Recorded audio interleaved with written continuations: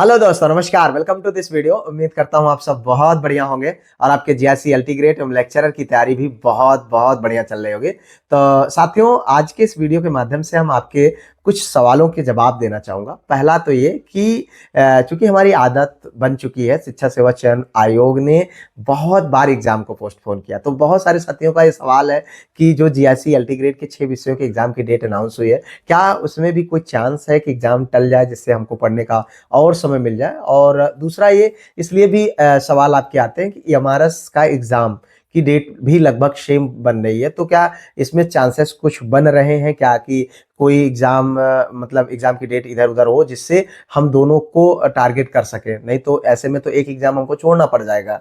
ठीक है। और उसके साथ साथ बहुत सारे साथियों का ये सवाल रहता है कि सर, कुछ साथियों को तो बढ़िया है, अदर सब्जेक्ट वालों का, उनके तो एग्जाम बाद में होंगे, मेरे तो बहुत पहले हो जा रहे हैं, तो ये तो मेरे साथ गलत हुआ। तो इस पर भी बात करेंगे। इसके साथ साथ जीएस को लेकर के आपकी बड़ी सवाल रहते हैं, तो उस पर भी हम इस वीडियो में आप बात करेंगे। आइए वीडियो को शुरू करते हैं। सबसे पहली चीज मैं आप लोगों को ये बता दूं कि हाँ, ये बात सही है कि हमारी आदत थोड़ा सा इस टाइप की हो गई है कि एग्जाम की डेट पड़ती भी है, तब भी हमको भरोसा नहीं होता कि हाँ, एग्जाम हो ही जाएगा। लेकिन मित्र, इस बात को आप समझिए, ये वो वाला बोर्ड नहीं है, ये उत्तर प्रदेश लोक सेवा आयोग है। ठीक है। यहां पर फिलहाल तो ऐसा कोई चांस नहीं है। अगर आपके माइंड के में 0.0001% भी अगर उम्मीद बन रही हो, कहीं से भी ये हो रहा हो जिसकी वजह से आपकी पढ़ाई प्रभावित हो रही है, तो भैया अभी से निकाल दो। ठीक है। ऐसा कुछ फिलहाल होने वाला नहीं है, क्योंकि एग्जाम का जो डेट अनाउंस हुआ है 6 विषय का, अलग अलग समय पर हुआ है। ठीक है। और इनको एग्जाम कराने में कोई आपत्ति नहीं है और ना ही कोई दिक्कत है, आराम से करा लेंगे। और बाकी जो विषय हैं उनके भी एग्जाम हो जाएंगे बहुत जल्द। और इस बात को आप बिल्कुल भी ना लेकर सोचिए कि यार मेरा एग्जाम पहले हो जा रहा है, बाकी विषयों के एग्जाम बाद में हो रहे हैं। तो इसलिए आप अपने माइंड में इस बात को बिठाइए सबसे पहले कि अगर आप हिंदी विषय से हैं, मैथ से हैं, ठीक है, या संस्कृत से हैं, जिस भी विषय का आपका एग्जाम है, तो आपका कंपटीशन तो आपके ही विषय से है ना। और आपके विषय के सभी साथियों का एग्जाम तो आप ही के डेट के एग्जाम के डेट को हो रहा है, तो क्या दिक्कत है? इस बात को लेकर क्यों घबराना? आपका कंपटीशन क्या इंग्लिश वाले से है, क्या एसएसटी वाले से है क्या? ऐसा तो है नहीं। आपका कंपटीशन तो आपके विषय से है, और फिर किस बात के लिए घबराना? और दूसरी चीज, आपके इस बात को लेकर के बहुत ज्यादा सवाल आते हैं कि सर, अब और समय मिल जाता तो पढ़ाई और अच्छी हो जाती। नहीं है, ऐसा बिल्कुल भी नहीं होता है। ठीक है। समय आपको 2022 का एग्जाम पड़ा हुआ है यार, उसकी तैयारी तो हुई नहीं है अभी तक, तो कहां से हो जाएगा? जितना समय हमको मिलेगा उतना ही कम होता है। तैयारी के लिए जितना कम समय और जितना सटीक समय होता है, वो सबसे बेस्ट तरीका होता है और बेस्ट होता है तैयारी के लिए।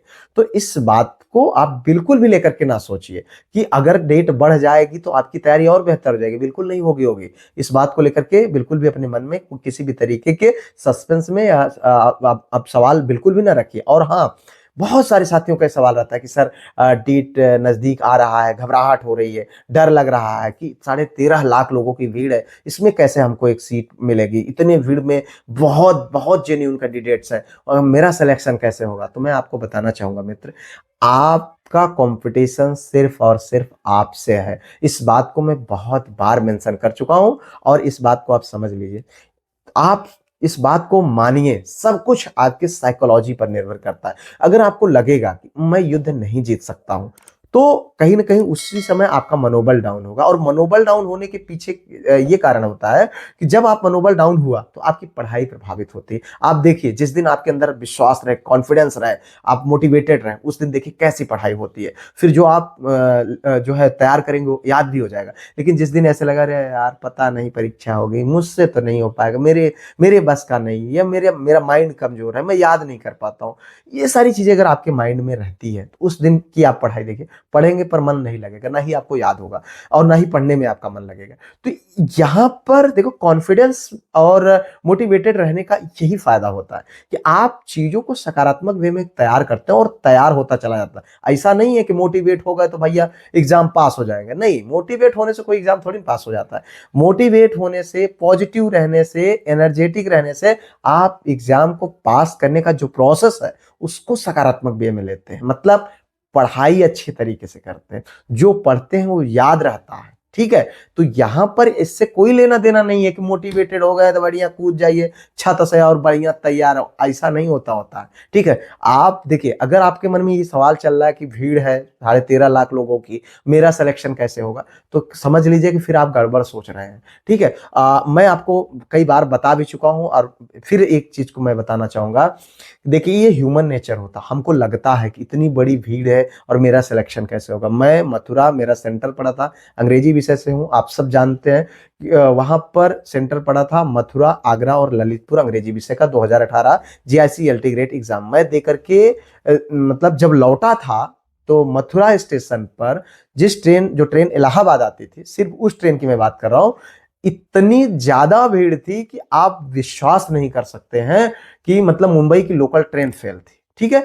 मतलब क्या कहूं, क्योंकि उसके बाद मैं मुंबई गया था तो हमारे भाई साहब वहां रहते हैं, उन्होंने बताया कि मुंबई की लोकल ट्रेन में बड़ी भीड़ होती है, मतलब आपने कभी देखा नहीं होगा। मैं जब वहां पर देखा तो मुझे बल्कि हल्का लगा कि यार मैं मथुरा में जितनी भीड़ देखा था, भाई साहब खड़े होने की जगह नहीं थी, बड़े मुश्किल से अपने आप को सटा लिया और धक्का मार करके लोग अंदर कर दिए। इस तरीके का, अगर सरसों फेंक देते तो शायद गिरने में कुछ समय लगता।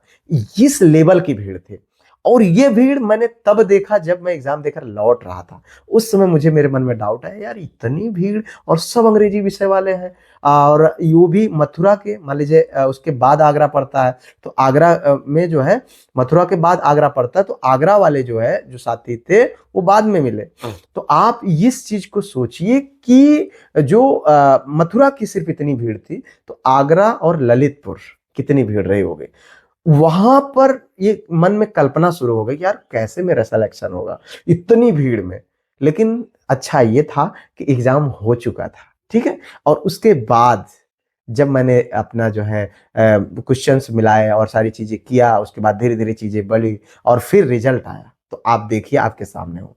मतलब ये ह्यूमन नेचर है, जब तक हम चीजों को कर नहीं पाते हैं तब तक मुझे डर लगता है, लेकिन जब आप प्रोसेस को फॉलो करेंगे, तरीके से चीजों को लेकर के आगे बढ़ेंगे, तो सब होता चला जाता है। बस आपको खुद पर भरोसा रखना। तो मैं बार बार इसलिए कहता हूं कि सारा कुछ देन आपके माइंड की है। और शायद ये भीड़ अगर मैं एग्जाम जाने से पहले देखा होता तो उस समय हो सकता है कि मतलब मैं डिस्टर्ब हो जाता, मैं नहीं पढ़ पाता, या फिर मेरा एग्जाम उस तरीके से चीजें अच्छी नहीं जाती, ये बातें मेरे माइंड में क्लिक करती। लेकिन मैं इस बात को इसलिए आप लोगों को बता रहा हूं कि इन सारी चीजों पर ध्यान देने की जरूरत आपको नहीं है। आपको सिर्फ ये लगना चाहिए कि मुझे जो करना है, जो मुझे सिलेबस मिला हुआ है, जो मुझे क्वेश्चंस आएंगे, मुझे उन्हें सॉल्व करना है, मुझे किसी और से मतलब नहीं है। ठीक है। तो ये चीजें होनी चाहिए आपको, और बिल्कुल भी इस तरीके की चीजों को लेकर घबराने की जरूरत नहीं होनी चाहिए। ठीक है। तो हमें उम्मीद है कि आप इस बात को लेकर घबराएंगे नहीं, क्योंकि मैं देख रहा हूं कुछ एक साथी हैं जो लगातार इस बात को लेकर मैसेज करते हैं कि सर मैं पढ़ ही नहीं पा रहा हूं, मुझे घबराहट हो रही है, मैं मतलब क्योंकि कहीं इतने मुश्किल से नौकरी मिलने का ये अवसर आया हुआ है और इतने दुख दर्द आपने झेले हैं, तो कहीं ना कहीं भरोसा नहीं हो रहा, और हो भी रहा है तो आप उस घबराहट से पढ़ाई नहीं कर पा रहे। और जब आप इस तरीके से घबराएंगे तो निश्चित तौर पर एग्जाम में बेहतर परफॉर्मेंस नहीं कर पाएंगे, और ये आपके लिए किसी भी तरीके से सही नहीं है। तो इसलिए मैं आपको यही सलाह दूंगा कि ना तो आप ये सोचिए कि आपका एग्जाम टलेगा, और ना तो आप ये सोचिए कि आप जो है मतलब आपके साथ गलत हुआ, यानी आपके एग्जाम की डेट पहले है बाकी एग्जाम की डेट बाद में है, ये भी आपको नहीं सोचना है। और दूसरी चीज, और भी किसी भी तरीके का आपके मन में डाउट्स हो, सवाल हो, तो उनको भी निकाल लीजिए। जीएस के लिए घबराइए नहीं। मैं जो सीरीज चला रहा हूँ, प्रैक्टिस करा रहा हूँ, आप उनको रेगुलर बेस पर करिए। और इसके साथ साथ मैं संडे को टेस्ट लेता हूँ, आज संडे है, आज की डेट में आपको टेस्ट मिलेगा, आप टेस्ट में उसमें करिए। देखिए मेरा क्या प्रोसेस है, उत्तर प्रदेश लोक सेवा आयोग का पीआईक्यूज में सॉल्व करा रहा हूँ, और आप जानते हैं कि आपके पास इतना समय नहीं है कि और सारी चीजों को आप कर सके, समय आप जो है दे सके। तो यहाँ पर ये सारी चीजों को लेकर के आप समझिए कि आप क्या कर सकते हैं और कितने कम समय में कर सकते हैं जो आपके लिए बेहतर हो। तो यही तरीका है। आप प्रीलिम्स के लिए जीएस की जरूरत है, और जीएस के लिए हमारे पास उतना समय नहीं है, तो इस दौरान हम सिर्फ यही कर सकते हैं, उत्तर प्रदेश लोक सेवा आयोग का जो पीआईक्यूज है उनको सॉल्व कर सकते हैं, और प्रॉपर तरीके से जैसा मैं सॉल्व करा रहा हूं। अब 30 क्वेश्चन आपको मिलते हैं सप्ताह में, कुल मिलाकर के हो जाते हैं आपके 180 क्वेश्चन। ठीक है। और 180 क्वेश्चन के अतिरिक्त जो अलग अलग ऑब्जेक्टिव होते हैं, उनसे संबंधित इंपॉर्टेंट फैक्ट बहुत सारे क्वेश्चंस आपके होते हैं, लेकिन इन्हीं 180 क्वेश्चन में मैं 40 क्वेश्चन का आपका संडे को टेस्ट ले लेता हूँ। अब आप बताइए 180 में 40 क्वेश्चन का मैं टेस्ट ले लेता हूँ, तो इसमें 100% स्कोर करना कौन सी बहुत बड़ी बात है। और हमें लगता है कि बहुत सारे साथी जो है अभी देखिए लगातार 100% स्कोर कर रहे हैं, एक आध दो क्वेश्चन ह्यूमन एरर से गलती हो जाए, लेकिन इतना समझिए अगर आप डिवोटेड होकर के कर रहे हैं तो छोटा छोटा करके एक समय आपके पास इतना क्वेश्चन का कलेक्शन हो जाएगा। आप सोचिए कि जब मैं रेगुलर जब से प्रैक्टिस करा रहा हूँ तब से आप देखिए आपके पास कितने क्वेश्चन का कलेक्शन हो गया है। और ये जब आप छोटा छोटा करके तैयार करते हैं तो एक समय आपके पास आएगा, कम से कम आपके एग्जाम जाने से पहले आपके पास कम से कम 5,000 क्वेश्चन का कलेक्शन होगा। और उस 5,000 क्वेश्चन में क्या आपके पास जो है आपको 15 क्वेश्चन या 17 क्वेश्चन या 18 क्वेश्चन आपके नहीं आएंगे और नहीं आप सही कर पाएंगे? ऐसा बिल्कुल भी नहीं है। और दूसरी चीज, जब आप प्रैक्टिस कर रहे होते हैं तो जो एग्जाम में आप गलती करने वाले होते हैं उनके लिए भी आप तैयार रहते हैं। तो इसलिए अगर आपके जीएस को लेकर किसी तरीके से डाउट हो तो आप वो सब डाउट वाउट निकाल लीजिए, आप बिंदास होकर के जुड़िए। मैंने एक पीडीएफ ग्रुप बनाया हुआ है, वीडियोज को रेगुलर देखिए, उस पीडीएफ ग्रुप में जुड़ जाइए। संडे को टेस्ट होता है, अभी मैं रेगुलर बेस पर आप उस पर करंट अफेयर्स भी भेजना शुरू करने वाला हूं। तो ये सारी चीजें आपको वहां पर मिलेंगे और सबसे बड़ी चीज आपको रेगुलरिटी मिलेगी, कंसिस्टेंसी मिलेगी। दिवाली के दिन भी मैंने वीडियोस दिए हैं, इसलिए दिए हैं कि दिवाली तब आप मनाइएगा जब आपका सिलेक्शन हो जाए। बट अभी आप एक प्रोसेस को फॉलो करते जाइए, बस और कुछ नहीं करने की जरूरत है। फिलहाल इस वीडियो में इन्हीं सब बिंदुओं पर हमें बात करनी थी। मिलते हैं किसी और वीडियो में किसी और टॉपिक पर, तब तक के लिए जय Hind, Vande Mataram, best of luck.